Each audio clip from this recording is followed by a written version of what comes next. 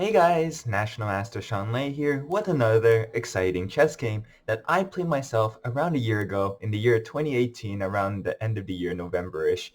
And it was a game that I played, well, it was a tournament that was one of my best tournaments I've ever played, as I played against many FIDE masters, national masters, and a lot of strong players. And I did very well in each and every one of them. It was a tournament I played in the Ivy League Challenge, which means my university, the University of Toronto, was able to host this tournament in which we were able to play some of the best universities in the world, including Harvard, Yale, and the like. Now, so today I have this amazing game in which I played against my opponent, who was a very strong player. His name was Varun Krishnan, and he was a FIDE master at the time. And if you guys can't tell, over here you can see his rating is around 400 rating higher than mine at the time. That's a huge difference, especially when it comes to FIDE rating.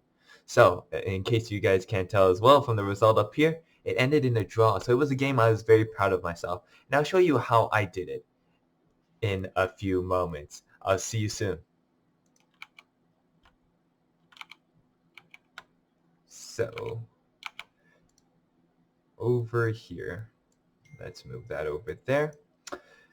Now, so we're going to analyze on chess.com because, well, it's easier to analyze stuff on here, but let's shut that. But let's go through this. So the game began with pawn e4, and I played my favorite opening, pawn d6, pawn d4, knight f6, knight c3, knight bd7, and pawn f4. Now, this is the normal structure of the Philidor. Usually, most people play knight f3. In case you guys haven't seen some of my other videos, I have shown you this opening, especially in the Mind of a Chess Player series, of a Chess Master series. But what I did was, you would play e5, and you would play the normal plan in which you attack e4. Now, f4 is one of those aggressive lines in which your opponent's trying very aggressively to play pawn to e5. Now, of course, you can't allow that, so you play pawn e5 yourself. And then the idea is, you might wonder, why can't white just capture all these times and capture there? The idea is, white could do that if they really want to, and your king isn't able to castle, but these positions are actually very good for black because your opponent has an isolated pawn in the center. You get to attack it for the rest of the game.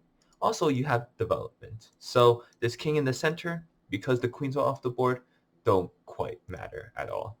So what happened instead was e5, knight f3, pressuring the pawn. And you can't defend it. Here just met with h3, and queen e7 is just met with a move like knight to b4. So you kind of can't do any of that.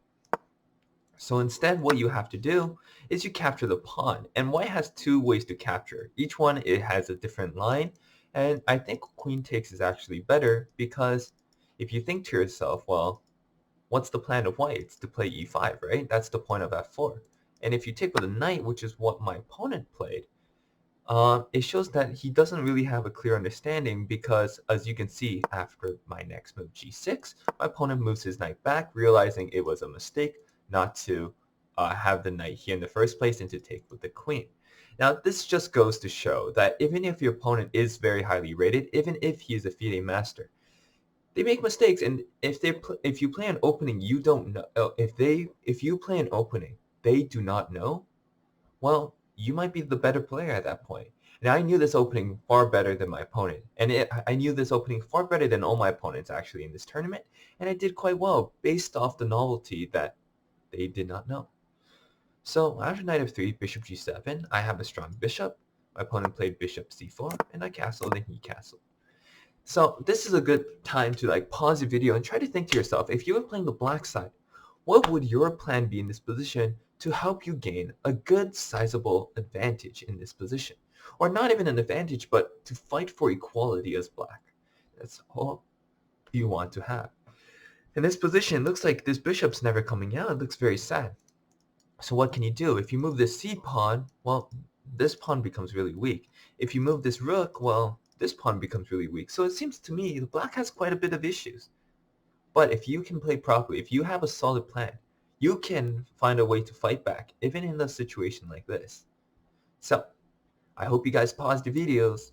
And if you guys did, I hope you guys found the move knight c5 with the idea that we're just going to pile up with all our pieces to attack e4. This is the problem with pawn to f4. If you don't get e5 in, well then e4 pawn is super weak. And my opponent played queen e2, and I played bishop e6. Why do I want to trade pieces? If you guys haven't checked out my space video, I strongly advise you to do that, because when you're low on space, like in this position over here, you want to trade pieces, because when you trade pieces, the rest of your pieces have space to breathe. And I'm very happy to trade in this position. Now, of course, to take is a mistake. My opponent realized that, so he didn't take my bishop, because if he did, my knight just goes on the good square. So life is good for me. So after e5, take, and knight d5. Again, offering a trade of pieces. Now my question for you guys is, am I scared of rook to d1, pinning this knight to my queen?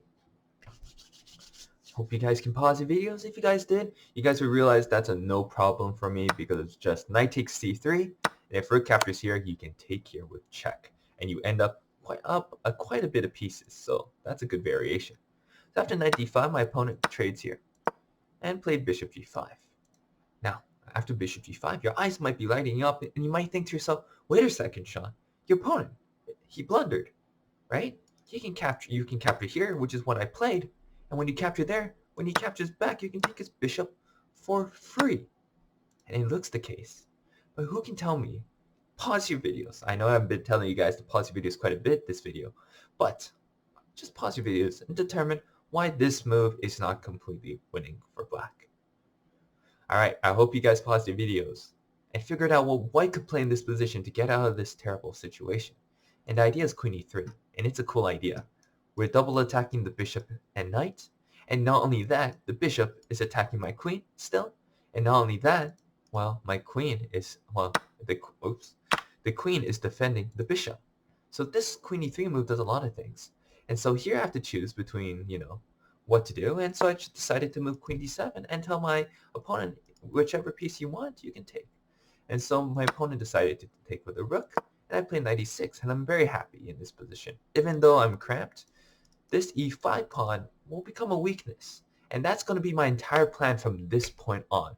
I'm just going to try to trade pieces, and if I trade pieces till the very end, this weakness on e5 is going to be a weakness in the long term. If you guys haven't checked out my long-term weaknesses video, strongly encourage you guys to do so. It's one of the most instructive videos I have on this channel so far.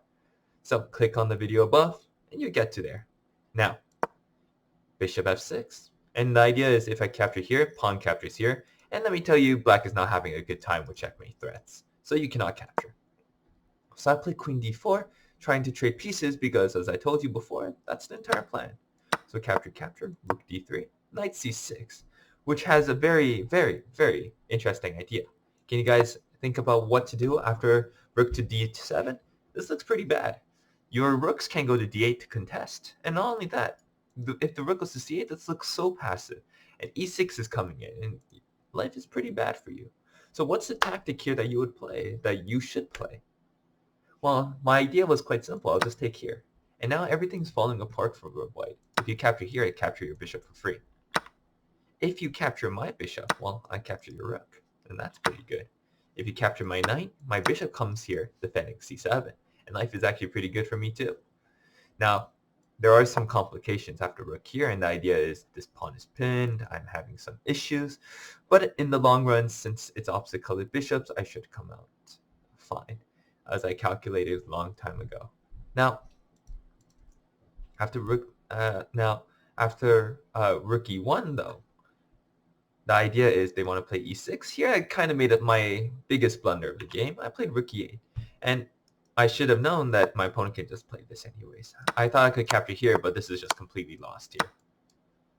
I thought I could maybe hold on here, but no, I'm just down an exchange. There's nothing much you can do here. That's completely lost. So, but my opponent didn't see it. He was low on time at this point, while I still had quite a bit of time because, well, I played too fast for my own good. So I played knight here, stopping e6. He played rook e4, and I just took the pawn over here. He captured here. You don't want to capture here because this bishop is very, very, very strong. And even though I have two rooks, well, this knight's not going to be in the game anytime soon. His double bishops are too empowering. And even though I'm up in exchange, and a pawn at this point, my position's quite bad. Like if you were to check the engine, yeah, it's plus 1.04. So this is quite bad. So I decided to just take back the bishop. Rook goes to c1 attacking my knight, and here I just move back. And here calculated life is good, because after bishop e5 and c6, well, all of a sudden, we get to trade everything off. And remember what my plan was this entire game? It was just to trade everything off. Because once everything is traded off, guess what? The weakness of white is still here. It's still on e5.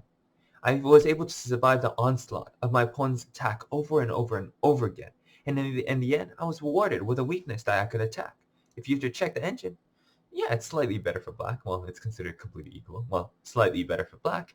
And to get this position as black against, well, a very strong player, well, like him, I was very happy. And we played out a couple more moves, and even though I'm sure Magnus Carlsen could have outplayed him, I'm no Magnus Carlsen. So I just decided to trade everything off, if in the weakness. In the end, we offered a draw after a few more moves. And, well, that was it. That was my game against Harvard's team, Varun. And I was very happy about this game because it was the first game of the tournament. And I'll be doing this series from now on, in which I'll be going through the games I played at the Ivy League Challenge and show you why I became considered the draw master at University of Toronto after a while. So I hope you guys enjoyed this video. I hope you guys learned something very important about how sometimes the best plan is just to trade everything off. And once you guys do, well, it doesn't matter who your opponent is. You'll be able to draw an opening like this, a position like this. I hope you guys enjoyed this video. Hope it was instructive. Smash that like button if you did. And if you're new to this channel, press the subscribe button for more chess content with me. I'll see you around.